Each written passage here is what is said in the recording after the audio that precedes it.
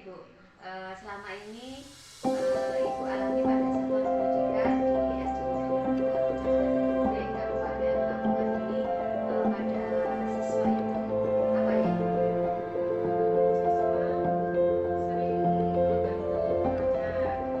dalam kelas Assalamualaikum warahmatullahi wabarakatuh. Assalamualaikum, selamat siang Bapak. Waalaikumsalam. Selamat siang. Bagaimana kabarnya pada siang ini? Alhamdulillah baik. Oh iya Bapak, bagaimana tentang aktivitas pada guru Bapak yang ada di satuan pendidikan khususnya di SD Kabupaten?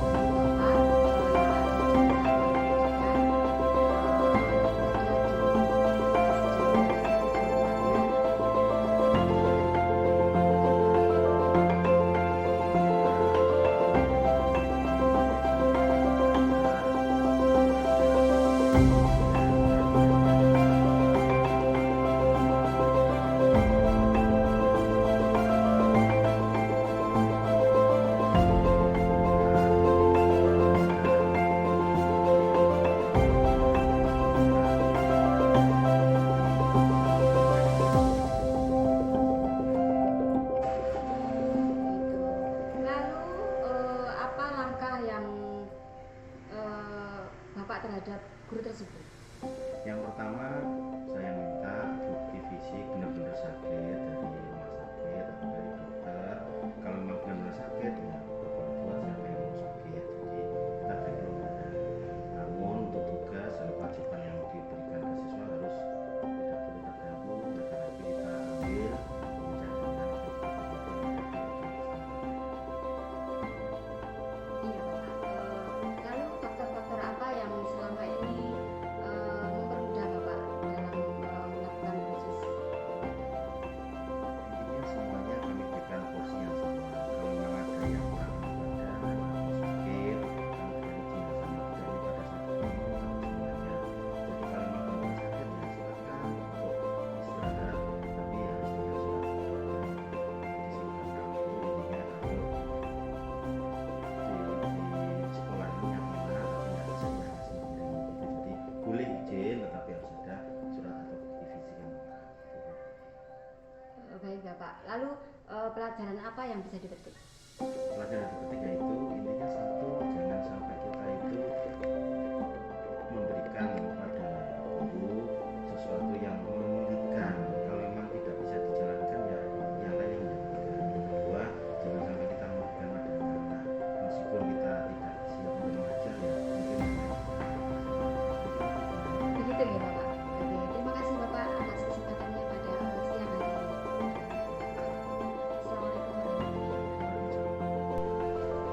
Assalamualaikum warahmatullahi wabarakatuh. Assalamualaikum warahmatullahi wabarakatuh. Salam dan bahagia. Salam guru penggerak, guru yang luar biasa. Perkenalkan, nama saya Rosnani dari SDN Mojonegoro, calon guru penggerak angkatan 7, kelas 7 IPA dari Kabupaten Lamongan. Saya akan menyampaikan hasil refleksi dari wawancara 3 kepala sekolah, yaitu tentang konsep pengambilan keputusan-keputusan. Bapak Ibu yang hebat, hasil analisis refleksi ini berdasarkan beberapa pertanyaan-pertanyaan yang meliputi hal-hal yang menarik yang muncul dari ketika wawancara kepala sekolah tersebut. Pertanyaan pertanyaan-pertanyaan apa yang mengganjal dan ada dari hasil wawancara dibandingkan dengan hal-hal yang sudah saya pelajari tentang 3 prinsip, 4 paradigma, dan 9 langkah dalam pengambilan keputusan. Jadi, hal yang menarik dari hasil wawancara 3 pemimpin pembelajaran yaitu dari Bapak Mahin SPD FPD selaku Kepala Sekolah Dasar Negeri 2 Telanak, Kecamatan Kedung Pring, Kabupaten Lamongan. Yang kedua dari Ibu Yuriati Ningsih SPD selaku Kepala Sekolah Dasar Negeri Lebur, Kecamatan Kedung Pring, Kabupaten Lamongan. Dan yang ketiga dari Bapak Eko Budi Santoso SPD selaku Kepala Sekolah Negeri Sidomlangian, Kecamatan Kedung Pring, Kabupaten Lamongan.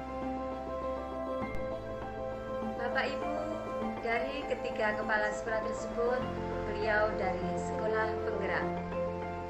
Bapak Ibu, berdasarkan hasil wawancara kasus dilema etika yang menjadi topik ketiga kepala sekolah, yang pertama adalah tentang kasus siswa tidak memiliki kelengkapan administrasi dalam tanda kutip akte kelahiran dan kartu keluarga, yang kesemuanya itu sebagai syarat siswa untuk masuk sekolah atau masuk suatu lembaga yang tercantum dalam data pokok pendidikan, yaitu Dapodik. Permasalahan ini adalah yang dihadapi Bapak Mahin selaku Kepala Sekolah Dasar Negeri 2 Telanak, Kecamatan Kedung Pring, Kabupaten Lamongan. Permasalahan yang kedua, permasalahan adalah siswa yang selalu melakukan pelanggaran seperti tidak mentaati peraturan, sering mengganggu teman saat pembelajaran lainnya, dan melanggar disiplin tata kelola sekolah yang ada di Sekolah Dasar Negeri Lebur, Kecamatan Kedung Pring, Kabupaten Lamongan. Sedangkan permasalahan dari Bapak Eko Budi Santoso SPD selaku Kepala Sekolah Negeri Sidomlangian, Kecamatan Kedung Pring, Kabupaten Lamongan, yaitu seringnya guru tidak masuk sekolah karena terkendala ada keluarga yang sakit. Bapak Ibu, ketiga kasus ini membuat kepala sekolah menjadi sangat berhati-hati dalam mengambil keputusan atau kebijakan seperti yang telah disampaikan ketiga pemimpin pembelajaran, bahwa sekolah memiliki peraturan dan batas toleransi tertentu. Di sisi lain, siswa maupun kolega teman sejawat yang sedang mengalami permasalahan pasti memiliki suatu alasan. Oleh karena itu, pengambilan keputusan juga harus memperhatikan rasa nilai-nilai kebajikan. Dari hasil analisis wawancara kasus dilema etika yang terjadi pada siswa dan kolega teman sejawat, pada dasarnya ketiga kepala sekolah mengambil keputusan didasari pada nilai-nilai kebajikan universal, dan keputusan yang diambil tentunya dapat dipertanggungjawabkan. Hal yang menarik dari ketiga pemimpin pembelajaran ini adalah yang mengatakan bahwa seorang pendidik harus dapat memanusiakan manusia. Mereka mengibaratkan sekolah adalah bengkel di mana guru sebagai model dan tugas guru adalah menuntun tingkah laku murid sesuai dengan kodratnya, sehingga murid mendapat kebahagiaan lahir dan batin. Tidak mungkin semua siswa sempurna. Tidak mungkin semua siswa berperilaku baik. Tidak mungkin pula semua kolega atau teman sejawat dapat melaksanakan peraturan tanpa adanya halangan dan rintangan. Itulah fungsi sekolah. Fungsi pemimpin untuk memperbaiki baik tertib administrasi maupun yang berhubungan dengan sikap dan tingkah laku siswa maupun kolega teman sejawat. Bapak Ibu, selanjutnya dalam menghadapi permasalahan dengan siswa maupun kolega teman sejawat, mereka lebih memilih langkah preventif yang lebih efektif dibandingkan memberikan dengan hukuman dan dibandingkan dengan penyelesaian dengan cara-cara sikap yang baik. Yang pertama, bagaimana cara mereka menguji keputusan-keputusan yang sudah dibuat. Apakah dengan menggunakan uji legal atau uji regulasi atau uji intuisi atau dengan uji publikasi maupun uji panutan, atau secara langsung hasil uji tersebut berhubungan dengan 3 prinsip, yaitu hasil akhir, prinsip berpikir berbasis peraturan, dan prinsip rasa peduli. Uji intuisi berhubungan dengan berpikir berbasis peraturan yang tidak bertanya dengan tentang konsekuensi, akan tetapi bertanya tentang prinsip-prinsip mendalam. Sedangkan uji publikasi berhubungan dengan berpikir berbasis akhir yang mementingkan hasil akhir. Sedangkan uji panutan berhubungan dengan berpikir berbasis rasa peduli, di mana kesemuanya prinsip ini bertanya tentang konsekuensi, akan tetapi berhubungan dengan berpikir berbasis hasil akhir yang mementingkan berbasis akhir. Sedangkan uji panutan berhubungan dengan berpikir berbasis rasa peduli, di mana kesemua prinsip ini berhubungan dengan golden rule yang meminta kepada kepala sekolah meletakkan diri sebagai orang lain. Selanjutnya, hasil analisis yang kedua adalah perbedaan dan persamaan dari ketiga pemimpin tersebut. Yang pertama, pengambilan keputusan mereka sama-sama berpihak pada murid, memperhatikan nilai-nilai kebijakan universal seperti keadilan versus rasa kasih sayang. Keputusan tersebut dapat dipertanggungjawabkan kepada institusi dan tentunya kepada masyarakat. Yang kedua,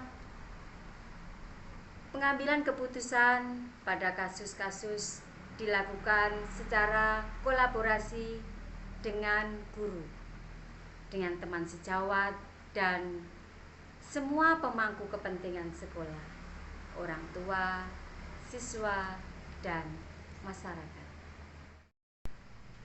Selanjutnya, perbedaan dari wawancara pengambilan keputusan dari ketiga pemimpin pembelajaran ini menunjukkan bahwa mereka mengambil keputusan mengandung keadilan versus individu versus kelompok, kebenaran versus kesetiaan, dan versus jangka pendek dan jangka panjang.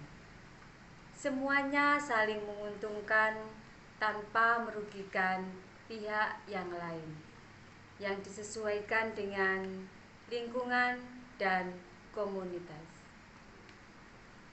Selanjutnya, analisis dari pertanyaan apa rencana ke depan para pemimpin dalam pengambilan keputusan yang mengandung unsur dilema etika, bagaimana mereka bisa mengukur efektivitas pengambilan keputusan mereka dalam mengandung unsur dilema etika. Ketiganya mengambil keputusan dilakukan secara kolaboratif dengan semua komunitas sekolah dan berprinsip memanusiakan manusia yang merupakan tripusat dari pendidikan Ki Hajar Dewantara. Ingarso Song Tulodo ing Madya Mangkukarso Tutwuri Handayani. Bapak Ibu, selanjutnya bagaimana jika saya berada pada posisi mereka dalam menerapkan pengambilan keputusan dilema etika pada lingkungan tempat saya? Yang pertama, saya akan melakukan dan mengamati kondisi permasalahan. Apakah termasuk dilema etika atau bujukan moral? Kemudian mengidentifikasi nilai-nilai kebajikan yang saling bertentangan. Misalnya, keadilan versus kasih sayang, individu, kelompok, kebenaran versus kesetiaan, dan jangka pendek dan versus jangka panjang. Kemudian menerapkan uji legal, uji regulasi, uji publikasi. Selanjutnya mengkomunikasikan, melakukan uji publikasi, uji legal dari 9 langkah pengambilan keputusan. Dan yang terakhir, saya akan terus belajar untuk menerapkan 3 prinsip, 4 paradigma, dan 9 langkah dalam pengambilan keputusan. Ketika saya menghadapi suatu permasalahan, baik dengan siswa ataupun guru, teman sejawat, atau kolega. Bapak Ibu, demikian hasil analisis yang bisa saya lakukan dengan konsep pengambilan keputusan terhadap 3 kepala sekolah yang ada di lingkungan kami di Kecamatan Gedung Pring, Kabupaten Lamongan. Demikian, terima kasih. Salam guru penggerak, guru yang luar biasa. Guru bergerak Indonesia maju.